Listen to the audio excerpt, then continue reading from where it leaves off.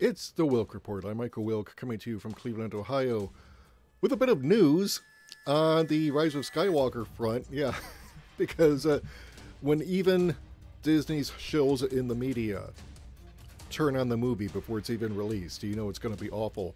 Because Scott Mendelson of Forbes is saying that it's a genuinely bad movie. So let's go ahead and get to it. He posted today on Twitter, "At worst, I expected The Rise of Skywalker to be a well-made movie that I didn't like or whose story choices I disagreed with. I was not expecting a genuinely bad movie with video game plotting, thin characters, weak action, and endless exposition of no consequence. Heartbreaking." And then he follows up, for those arguing that I am insulting video games with the references to video game plotting, well, you're not wrong. I was referring to 8-bit or 16-bit video games and should have clarified as much. I'm sure there are plenty of modern AAA games with superior screenplays. Well, and yes, there are actually, because if you look at the Legacy of Kain video game series from the 90s and early 2000s, I mean, that was, very well done plotting involving time travel and free will, redemption from making poor choices in your life, where you have to decide, okay, look, I've learned this new information. Do I stubbornly stick by what I thought I knew, or do I grow and change and learn as a character and try to right what I've done wrong? So that's a very complex and adult level of writing for a video game from the early PlayStation 1 and 2 days. But yeah, I mean, Scott Mendelson, people. Scott Mendelson of Forbes, the movie critic and box office shill for Disney, is saying that Rise of Skywalker is genuinely bad. Thin characters, basically non-existent characters, or concepts masquerading as characters. Weak action, endless exposition. Now, I went to film school. I took screenwriting. My screenwriting professor was constantly hammering home, show, don't tell. This is a rule in screenwriting. Don't tell the audience what's going on when you can show the audience what's going on, because film is a visual medium. Yes, you have dialogue. Yes, you have exposition, but it shouldn't take the place of actually showing the audience what's going on. A good example is John Carpenter's Halloween, where he has Donald Pleasence's Dr. Loomis telling Charles Cypher's Lee Brackett, the sheriff of Haddonfield, how evil Michael Myers is, but then Carpenter follows up by showing us Michael Myers in action, killing people, laying the trap for Laurie Strode, and, proving just how wicked he really is.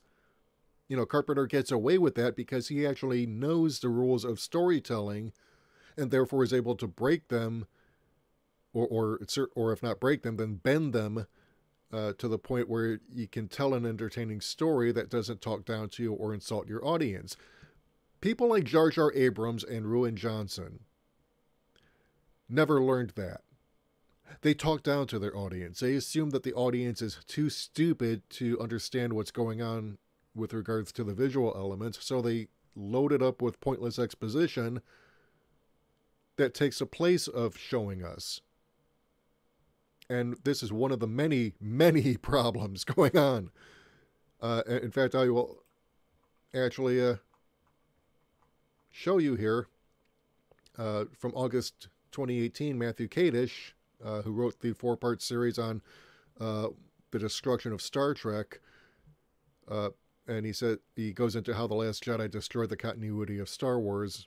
And, he goes into all these different things, about the narrative paradigm and coherence and fidelity and, consistency, like external consistency, genre consistency, and internal consistency, which, all of these are basically rules of storytelling that, again, if you know them and you're talented enough, you can bend them, you can even break them if you know what you're doing, but you have to really know what you're doing, okay? If you're not Alfred Hitchcock or John Carpenter or Wes Craven, and you break the rules of storytelling, you're going to fail. Because these guys all knew the rules of storytelling going into their most famous projects. And so, yeah, they could get away with stuff that, other people couldn't. So, yeah, let's move on. So this, again, August 2018, asking over at popmatters.com, can Star Wars be saved? He talks about how by the second quarter of 2018, things were no longer so bright. Although the aforementioned Episode 7 has become one of the highest grossing movies of all time, whether or not you adjust for inflation, fan response to the movie has cooled, and it's widely considered to be a thinly veiled remake of the original Star Wars. Although Rogue One proved to be critically and commercially successful, not to mention largely acclaimed by most fans, things went downhill from there. So, the lesson learned from Jar Jar Abrams' The Force Awakens seemed to be to avoid sameness as much as possible and go the other way by destroying all of the potential setup from the seventh movie. Thus, Rian Johnson's Star Wars The Last Jedi polarized fans, with some loving it as something original and many deriding this eighth movie as the absolute worst in the series. As fans organized to demand that Episode 8 be thrown out of continuity and remade, the next Star Wars anthology movie faced shakeups as its directors were fired and Ron Howard was brought in to finalize their film. Now, and this goes to a problem with The Rise of Skywalker, because Ron Howard is actually a very talented director. I mean, he brought us Willow, he brought us Apollo 13 and Philadelphia, he's brought us the Da Vinci Code. He's got a lot of talent. And his daughter, Bryce Dallas Howard, has directed an episode now of The Mandalorian and shown that, the apple is not fallen far from the tree there, okay? If Ron Howard could not save Solo from flopping at the box office, how do you expect a no-talent hack like Jar Jar Abrams to come in and save it with The Rise of Skywalker? You can't. It's impossible. So, let me go over to news.com asking what went wrong with Disney's Star Wars. Rise of Skywalker hasn't even hit cinemas yet, but it looks like Disney insiders are already rushing to have their say on what went wrong. The Star Wars blame game has started. The final movie in the new trilogy, The Rise of Skywalker, hits cinemas next week. Well, this week now, because we're only 3 days away from the premiere. But it appears Disney insiders are already rushing to have their say on what went wrong. In a lengthy article published in the Wall Street Journal on the weekend, a number of current and former employees, some named and others anonymous, have painted an unflattering picture of Disney's handling of the $4 billion franchise it purchased in 2012. Rushed production, a lack of planning, bizarre narrative choices, and the ejection of contemporary social and political themes into George Lucas's Galaxy Far, Far Away have all been blamed for fan backlash and falling ticket sales. Well, I'm going to assert my own opinion here and say that it's really not so much the social and political themes in Star Wars that's a problem. It's the way it's been it's the way these themes have been portrayed, okay? Because George Lucas actually inserted politics into both of his trilogies. The original was a lot less out there than it was in the prequels. It was a more subtle, but it was still very much a political message, because the original Star Wars trilogy, it had these themes about the Vietnam War and the McCarthyite generation of the 50s, and authoritarianism at home that, just, and of course the generational divide between the people who fought World War II and implemented the Cold War versus the baby boomers who were the rebels of their day, opposing the evil empire of United States militarism. And so, there were just all these themes in there, and references to World War II and fascism, because the evil empire was obviously modeled on the Nazi regime. So, there was a lot of political stuff in there that people watching, because we kids, when we were watching it in the theaters the first time around, we were too young to understand all that political messaging. Our parents, on the other hand, they did understand it because they had lived it. they lived through the 1960s and 70s. They lived through the McCarthyite hearings that sought to destroy the left in the United States by painting them as communists, infiltrators. They got the references. So yeah, when you hear jackasses like Freddie Prinze Jr. Go on and on about how Star Wars is for kids, well, yeah, but to the extent that it is, it's a family trilogy. It's a family movie. There's stuff in there that the adults would have gotten going to watch it in the theaters with their kids. And as time and the way we approach films, in terms of our understanding have changed, we've lost that context. But that context is still there.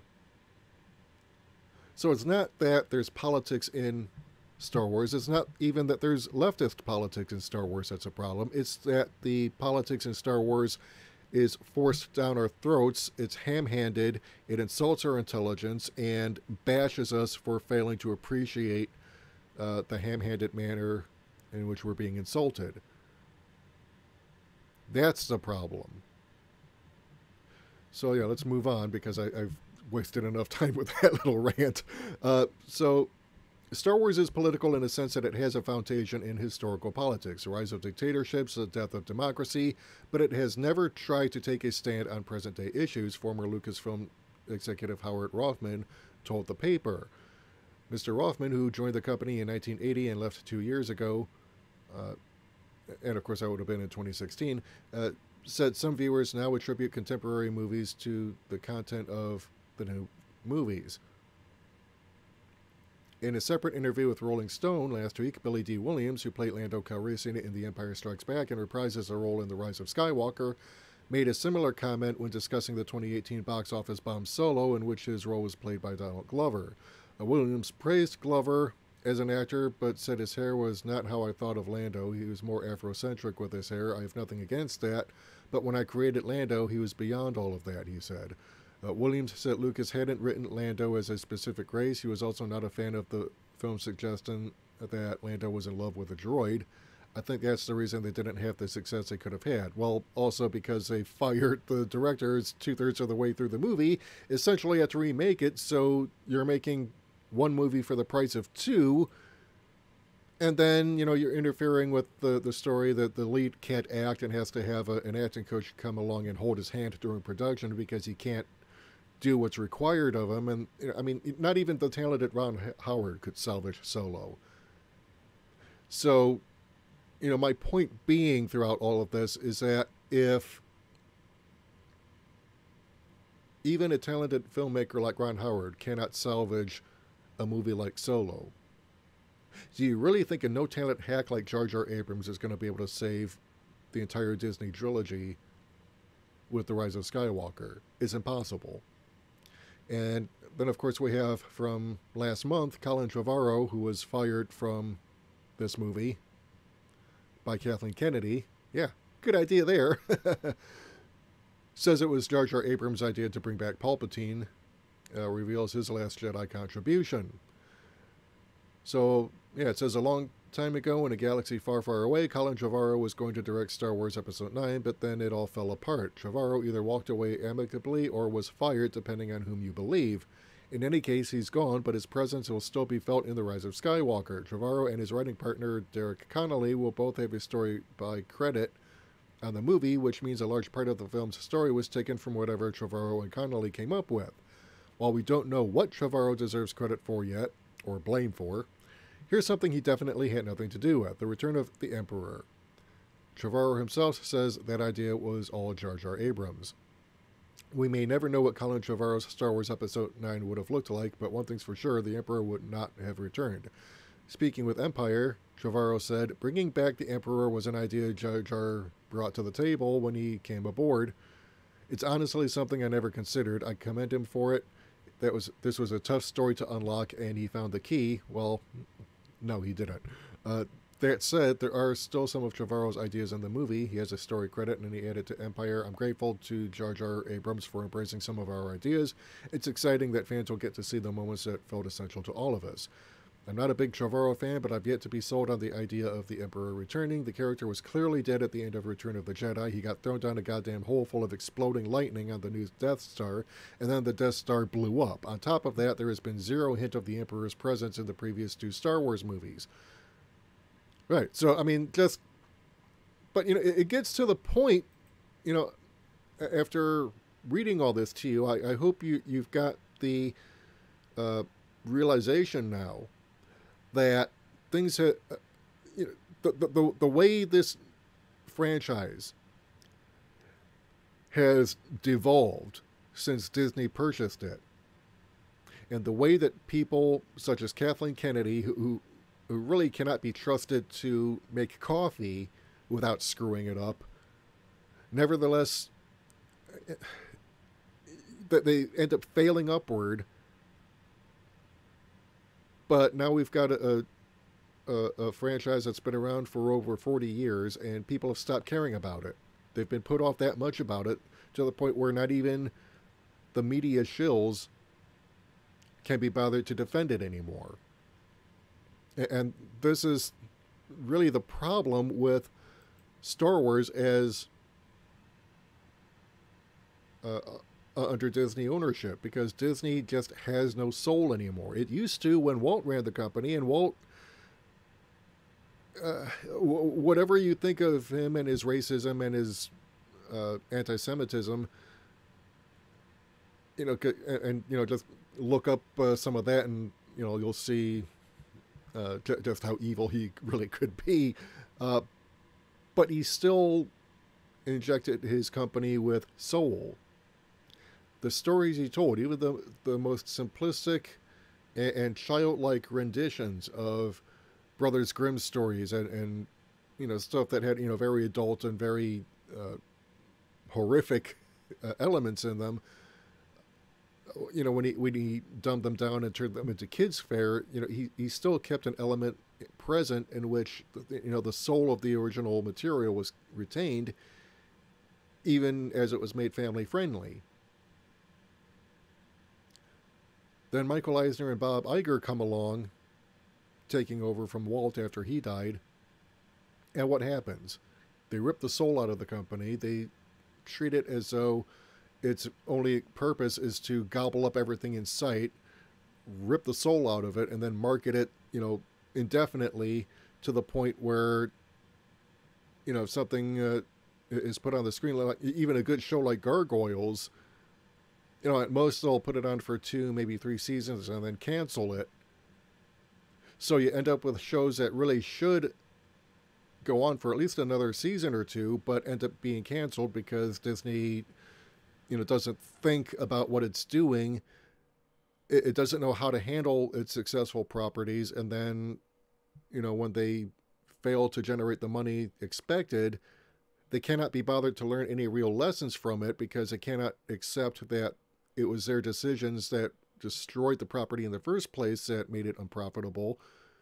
So they try and double down, and then they just, you know, drop the original property and just keep making the same things over and over again, trying to repackage the same awful ideas, because they cannot admit that they screwed up. Because if they could admit that they screwed up, then they would have to actually take corrective measures, and they're unwilling to admit that, you know, it was their ideas that went wrong in the first place. So, yeah, so I'm going on a bit of a ramble now. It's, I haven't had my morning coffee today, and it's already almost noon when I'm recording this. So, all right, so let me know what you think in the comments. Do you agree? Do you disagree? What do you think of the state of Star Wars and how it got here and why? I want to hear from you. Let's have an actual discussion about this. Let me know. If you like what you've heard and you want to hear more, hit the subscribe button and the bell icon and select all to receive notifications whenever we upload new content. Like this video, share it on as many platforms as you can. If you want to help support the channel, head over to our Patreon or Subscribe Star page. I've also got a tech fundraiser in the description below. We can't do this without you. Until next time, this is Michael Wilk for the Wilk Report saying take care, good night, I'm out.